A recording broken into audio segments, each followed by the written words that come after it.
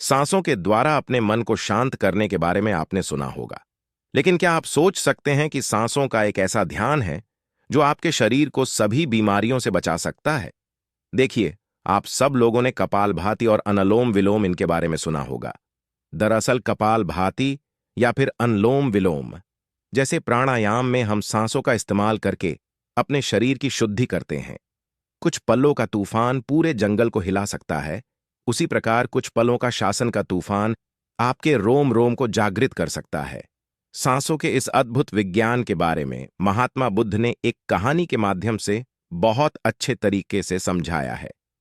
महात्मा बुद्ध के सबसे प्रिय शिष्य आनंद ने एक बार बुद्ध से सवाल किया कि हे बुद्ध, आप हमेशा कहते हैं कि सांसों पर ध्यान लगाओ, लेकिन ध्यान तो हम किसी भी चीज का कर सकते हैं, जैसे कि अपने चलने पर, भोजन करने पर या फिर कोई काम करने पर। सांसों पर ध्यान लगाना क्यों महत्वपूर्ण होता है? महात्मा बुद्ध ने इसका जवाब देते हुए बताया कि सांसें हमारे जीवन का आधार होते हैं। उन्हीं से हमें जीवन मिलता है और उन्हीं के छूट जाने से जीवन खत्म हो जाता है। आनंद अगर जीवन को समझना है तो हमें अपने मन को समझना होगा, और सांसें हमारे मन और हमारे शरीर के बीच एक पुल का काम करती है। अगर तुम इस पुल पर चलना सीख लेते हो तो तुम अपने शरीर के माध्यम से अपने मन में प्रवेश कर पाओगे। तथागत ने आगे कहा कि तुम ध्यान किसी भी चीज का लगा सकते हो, किसी भी वस्तु का लगा सकते हो, लेकिन सांसें हमारे साथ तीनों पहल रहती हैं, और जब हम सोते हैं तब भी हमारी सांसें चल रही होती हैं। इसीलिए सांसों का ध्यान सबसे आसान ध्यान है। उस ध्यान को तुम कभी भी कर सकते हो, और सांसों के द्वारा अपने मन को समझना ज्यादा आसान हो जाता है, क्योंकि जब हम दुखी होते हैं, परेशान होते हैं, तो हमारी सांसें अलग कैसे से चलती हैं, लेकिन जब हम शांत होते हैं, आनंद में होते हैं, तब हमारी सांसें अलग तरीके से कार्य करते हैं। जब हम गुस्से में होते हैं अथवा डर में होते हैं, तब हमारी सांसें अलग प्रकार से कार्य करती है। इसीलिए हमारे मन की भावनाओं को समझने के लिए हमें अपनी सांसों को समझना होगा। जिस प्रकार हमारी सांसें चलेंगी, उसी प्रकार हमारे मन में भावनाएं पैदा होंगे।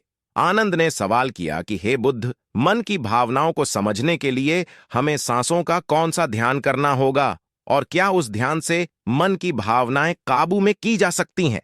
जैसे मन की अश्लील गंदे विचारों को रोकना हो, गुस्से को काबू में करना हो, या फिर जलन जैसी नकारात्मक भावनाओं से छुटकारा पाना हो।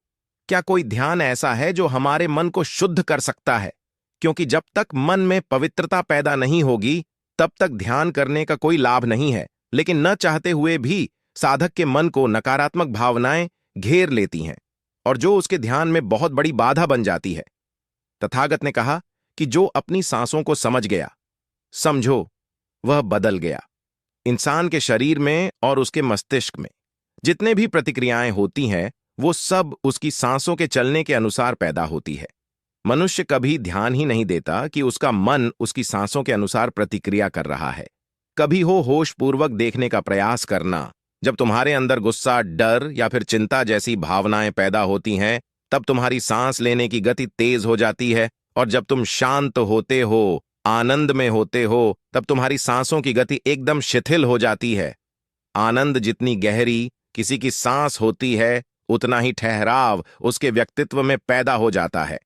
अक्सर तुम देखना कि जो लोग गहरी सांस नहीं लेते हैं, यानी कि छाती से सांस लेते हैं, सांस से उथली उथली रहती हैं, ऐसे लोग ज्यादा दुखी और चिंतित रहते हैं। और वहीं पर जिन लोगों की सांस गहरी होती है, उनकी आंखों में तुम्हें एक शांति नजर आएगी, एक आनंद दिखेगा। ऐसे लोग किसी भी परिस्थिति में बेचैन नहीं होते हैं। उनका मन हमेशा शांत बना रहता है। वह कठिन से कठिन परिस्थिति को भी बड़ी शांति से सुलझाते हैं, और इसीलिए उनकी बुद्धि, उनका मस्तिष्क दूसरों से तेज काम कर पाता है, क्योंकि उनका मन शांत होता है, नकारात्मक भावनाओं से खाली होता है। आनंद। अगर कोई भी मनुष्य नकारात्मक भावनाओं या नकारात्मक विचारों से घिरा रहता है, शरीर में सुस्ती, आलस्य, ये सब भावनाएं उसकी सांसों के कारण पैदा होती है। इसीलिए यह बहुत आवश्यक है।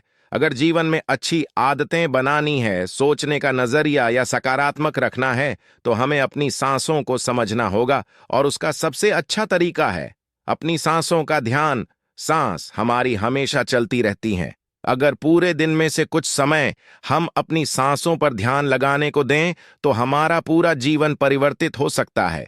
धीरे धीरे जैसे जैसे सांसों पर ध्यान गहरा होता जाएगा, वैसे वैसे तुम अपनी भावनाओं को समझने लगोगे, अपने शरीर में चल रही प्रतिक्रियाओं को अच्छे से देखने लगोगे। ये तभी संभव हो सकता है जब तुम अपने प्रति सचेत रहो, अपने प्रति होश में रहो, और होश तभी जागृत होता है जब किसी चीज पर निरंतर ध्यान लगाया जाता है।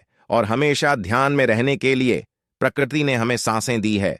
हम अपनी सांसों पर चलते समय, खाते समय, उठते समय, बैठते समय, हर वक्त, हर समय ध्यान लगा सकते हैं, उनको देख सकते हैं, क्योंकि किस नाक से आ रही हैं, किस नाक से जा रही है, नाक के कौन से कौन टकरा रही है। और जब हम निरंतर यह देखने लगते हैं तो हमारे विचार छटने लगते हैं। अब हम वास्तविकता की दुनिया में जी रहे होते हैं। अब शरीर की छोटी से छोटी संवेदना, हर एक भावना का हमारे शरीर, हमारी ऊर्जा और हमारे मस्तिष्क पर क्या असर पड़ता है। अब तुम समझ पाओगे कि हमारे विचारों के कारण हमारी भावनाएं पैदा होते हैं। जैसे हमारे विचार होंगे, वैसे ही भावनाएं हमारे अंदर पैदा होती रहेंगी। एक सोते हुए बच्चे के पेट को देखना।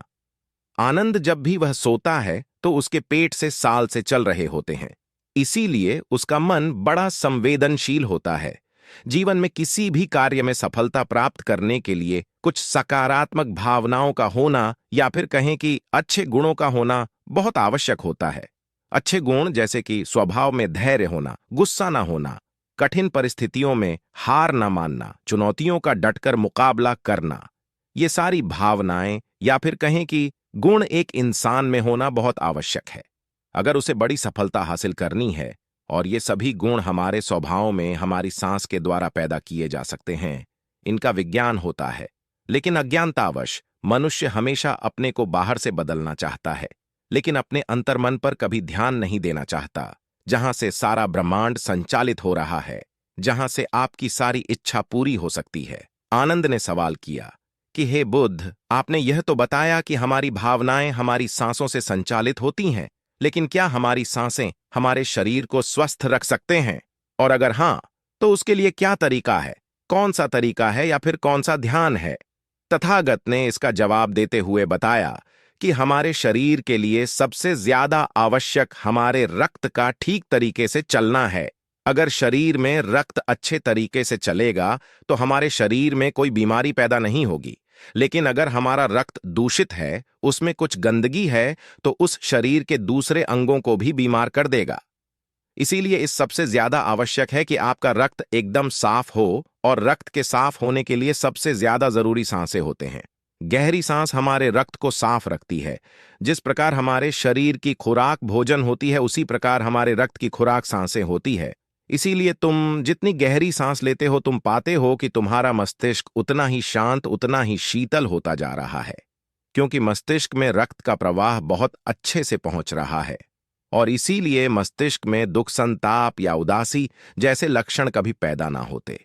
सुबह सुबह अपनी सांसों के साथ किया गया ध्यान या फिर प्राणायाम हमारे पूरे जीवन को स्वस्थ बना सकता है, सारी बीमारियों को दूर कर सकता है। जो लोग रोज सुबह उठकर ठीक तरह से प्राणायाम करते हैं, उनका पूरा दिन आनंद से भरा हुआ रहता है। कोई दुख, कोई चिंता उनके दिमाग में घर नहीं कर सकती है। याद रहे कि सुबह का क्या हुआ, ध्यान या फिर प्राणायाम सबसे ज्यादा लाभकारी होता है।